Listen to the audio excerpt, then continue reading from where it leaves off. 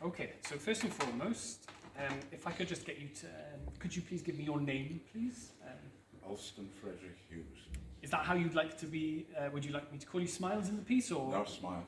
And when your name when your picture is on the TV, would you like to be credited as Smiles or Alston Frederick Hughes? What would you prefer? No, Smiles. Smiles. There we are. Okay, fine.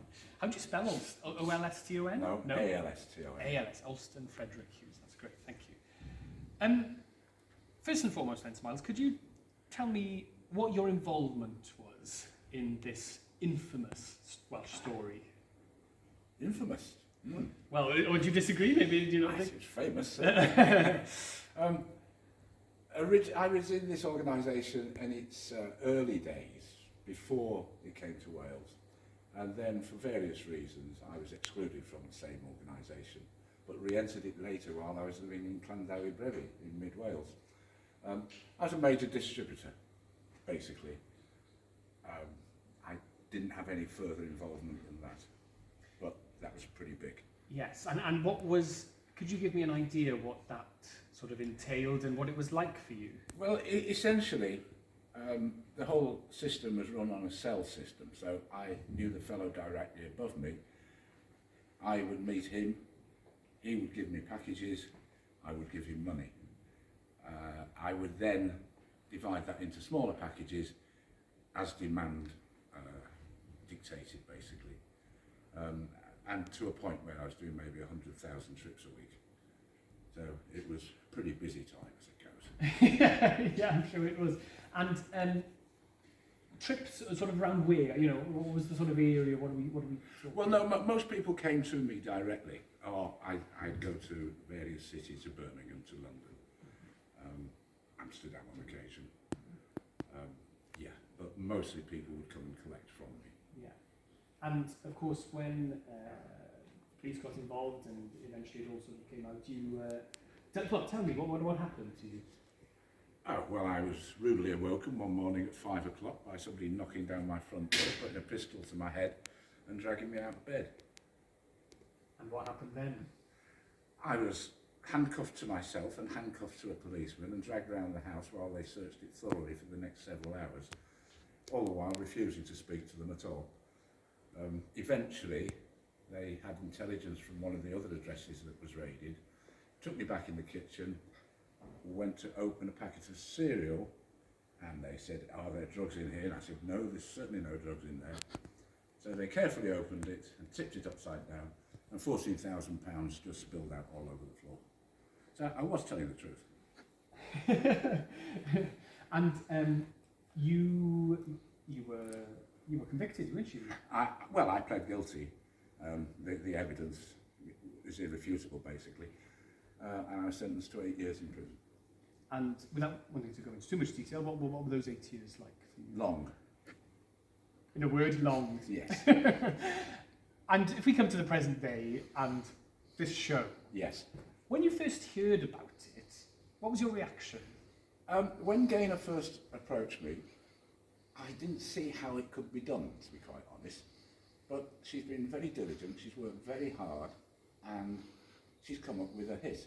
It's really good, it's entertaining, it's relevant, it's funny, and the music's great, it really is.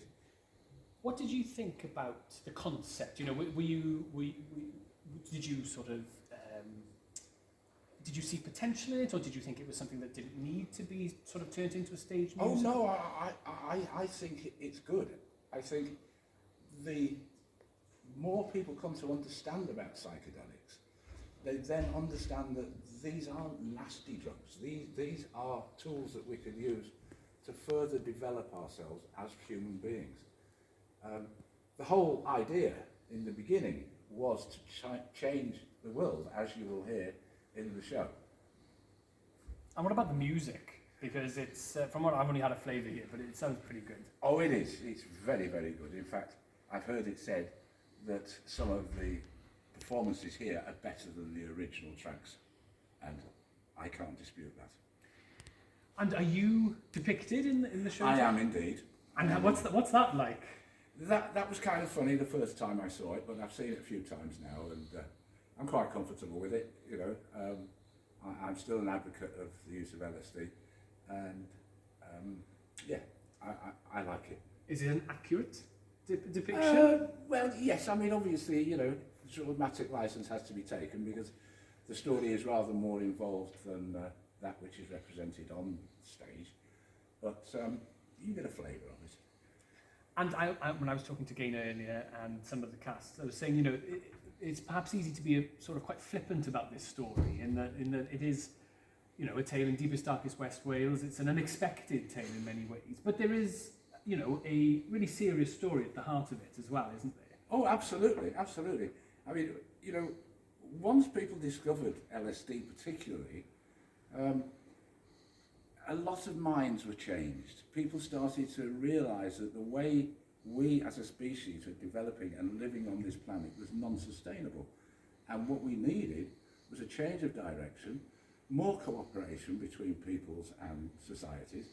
And had they listened, we might not be in the mess that we're in at the moment.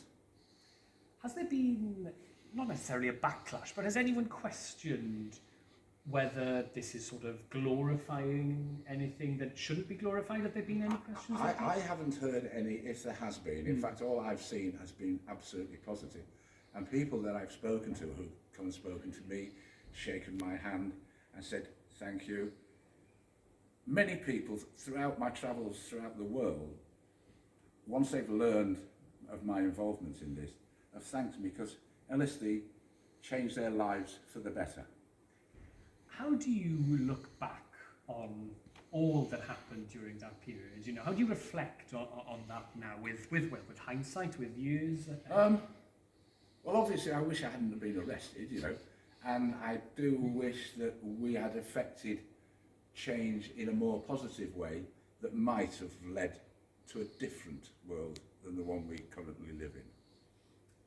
And how do you see, out of interest, you know, the world that we currently live in? It's a bloody shambles. I don't think we can continue as a species in the way that we are. It's not on. We're destroying our own environment.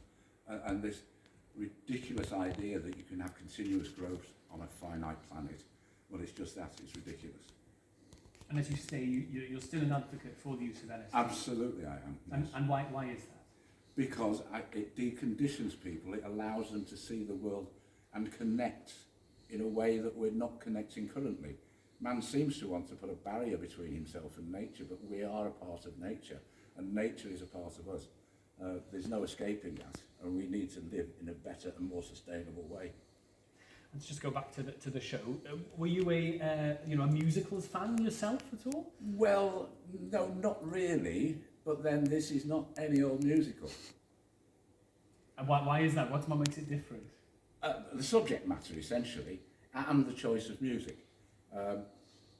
Yes, I mean, lots of shows have songs that are written for the show that take the theme of the show along, whereas the LSD probably influenced all the artists who have made the original tracks. I think I can say that without I don't know. Without, what's the word? Without anybody anyway, saying yes, different. Yes, yeah. And does it bring back any memories at all when you see the show? Well, yes, it does actually.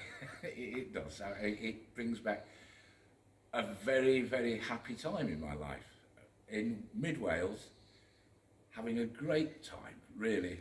I love Llandough Baby. I love Wales and the Welsh people. I like the fact that they're anarchic. That's great. And so, yeah, obviously, it sort of evokes memories for yourself. But in sort of to summarise the show, how would you summarise the show for somebody who hasn't necessarily seen it?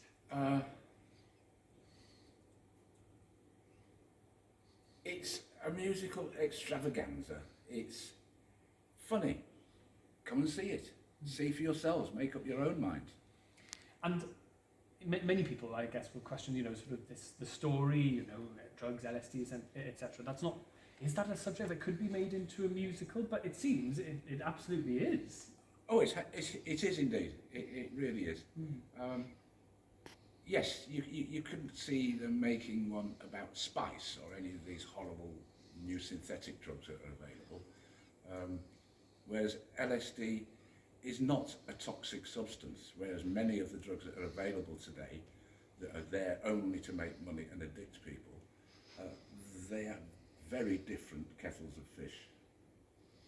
Is there anything else in particular you want to say? I think I've asked pretty much everything I want. Is there anything else you want to mention? I can't say. You could read my biography. So you have a biography, In Search of Smiles. Tell me a bit about that. Well, on the heels of this, on the heels of Gaynor coming to see me about making this musical quite some years ago now, I was contacted by a fellow called Andy Roberts, the author of said tome, and he said he would like to do my biography. Well, I had been approached several times by different people, none of whom were experienced with LSD, so there were very little point in talking to them, because unless you've experienced it, you probably won't know what I was talking about. So when he said he was interested in doing my biography, I fell in with that. We recorded a number of interviews. He interviewed some of my friends from a long time ago, even a school friend, and the result is this book. Oh, great. And another question, I guess, about with regards to Gaynor and the cooperation. You know, how much of a role did you play on sort of informing Gaynor about the story and giving some tidbits of? I could only really tell her about my own involvement. I mean, obviously, I was aware to some degree of everybody else's involvement because we spent quite a lot of time in custody on remand. So, you know, information was exchanged, and because it had been a cell structure, most of us hadn't met each other prior to our arrest. So, you know, there was quite a lot to talk about, you might say. Yes, I'm sure. But it is a realistic, as you said, it's an artistic license, but it is a realistic... Oh yes, it tells the story. It definitely tells the story. And one worth telling, you think? Oh, I really do. I really do. Come and see it. Thank you very much, Smiles. That's great. Perfect. Thank you very much.